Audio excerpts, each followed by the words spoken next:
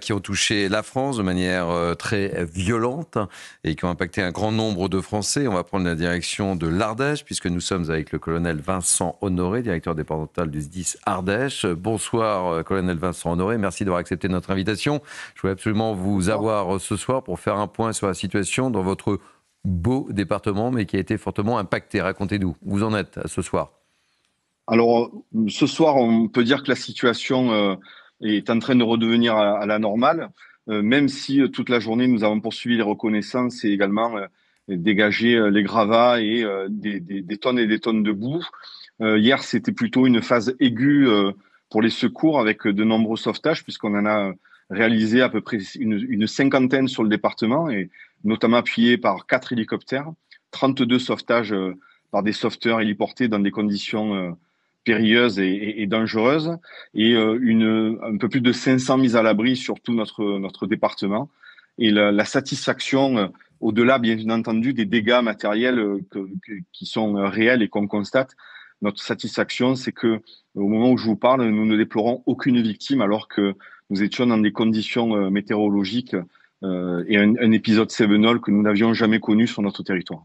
Je ne sais pas si vous avez vu, mais ce qu'a déclaré Agnès Pannier-Runacher, la ministre de la Transition écologique, qui a carrément dit que ce type d'épisodes vont se répéter. Alors, en effet, si vous voulez, les épisodes Cévenol, notamment dans notre région, on y est habitué.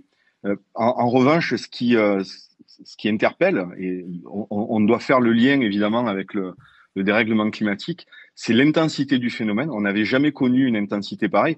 Pour illustrer mon propos, sur le plateau ardéchois, il est tombé en 24 heures plus de 700 mm de pluie pour une zone qui, annuellement, en moyenne, reçoit 1500 mm de pluie. C'est-à-dire qu'en une journée, on a pris quasiment la moitié de ce qui tombe sur une année.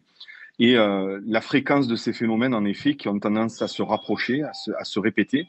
Et en fait, ce qui nous pose problème, c'est l'intensité et donc les impacts. Merci pour votre témoignage, colonel Vincent Honoré. Je rappelle que vous êtes directeur départemental du SDIS Ardèche. On va rester dans votre beau département avec cette histoire incroyable à Annonay. Je ne sais pas si vous avez vu les images, mais Annonay a été très touché avec des images très impressionnantes de Toronto. Et puis on a assisté à une scène incroyable, un gendarme voyant une dame âgée piégée par les eaux qui l'a carrément sauvée. On écoute Adrien Spiteri. La scène est surréaliste. Dans le godet d'une pelleteuse, un gendarme et une habitante d'Annonay avancent dans une rue submergée par les eaux. La dame avait été prise au piège quelques minutes plus tôt. Face à l'urgence, le chef Johan Maréchal des logis avait décidé de réagir. J'ai vu en fait une pelleteuse qui était au loin en train de travailler. Voilà. L'eau commençait à monter et du coup je suis allé voir le conducteur de la pelle pour faire en sorte qu'on trouve une solution pour pouvoir aider la dame. Donc il m'a fait monter dans son godet en fait, donc je lui ai dit que je montais dedans, voilà. Et il m'a emmené avec sa pelle directement pour pouvoir aller récupérer la dame dans le godet. Cette décision, prise en seulement quelques instants, a sauvé la vie de la riveraine. J'avais que ce choix-là en fait. Vu la hauteur de l'eau qu'il y avait, vu la force du courant, voilà, la seule option que j'avais, c'était la pelleteuse, parce qu'elle est lourde, donc elle ne peut pas être emportée par le courant. Là, je pense que mon nom va changer pendant des années. Là. Je pense que ça va être inscrit. Un acte héroïque, largement salué sur les réseaux sociaux ces dernières heures. Vous comprenez pourquoi je voulais terminer notre émission, Jean-Marie Le Guen, par cette belle histoire, parce que c'est dramatique, on ne le répète jamais assez, pour les gens qui sont confrontés à cela, c'est terrible.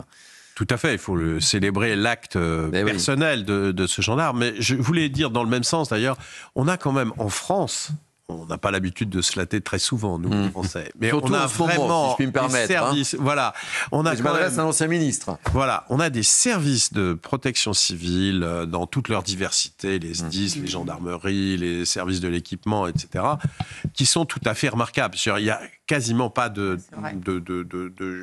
traumatisme humain dans cette affaire. Enfin, des traumatismes psychologiques, bien sûr, et financiers. Mais physique, j'entends, c'est quand même assez exceptionnel. On a un système de protection globale qui pourrait être encore meilleur. Moi, j'ai présidé une association qui travaille sur ce type de sujet qui s'appelle Résilience France. Eh bien, c'est Pierre Lelouch aujourd'hui qui en est le président. on doit pouvoir encore continuer dans cette qualité. Et on voit bien qu'on a bien fait de travailler ça pendant des années parce qu'aujourd'hui, malheureusement, avec le réchauffement climatique, on va être soumis de plus en plus à des accidents de ce genre. Et donc, il faut à la fois prévenir, bien sûr, connaître, s'informer, mais aussi traiter les situations de crise telles que c'est fait à l'heure actuelle. Petite réaction, Naïma Mfadel. Moi, je souscris à ce que vient de dire Monsieur le ministre. Vraiment. Merci pour ces mots, parce que c'est vrai, c'est ça. Et après, il faut effectivement la question de l'amélioration de la météo, des alertes, d'anticiper, etc. Et ce qu'a dit tout à l'heure Nathan est important. C'est-à-dire que leur manière maintenant d'évaluer les risques a été changée. Donc peut-être qu'il faut revenir à... En tout cas, quelque chose qui soit beaucoup plus efficace pour que vraiment on y gagne en anticipation. Vous savez, moi j'ai couvert Xynthia et on savait qu'on était en alerte et on ne savait pas où Xynthia allait taper. Et pour avoir couvert, ça a été une surprise pour tout le monde. Et pourtant, il y avait des alertes, mais c'est pas toujours une science exacte. Mieux, bien sûr. Avec l'intelligence artificielle. Évidemment. Météo France est très haut niveau quand même. Ah oui, c'est vrai et c'était un véritable traumatisme, sincèrement. Je vous suis.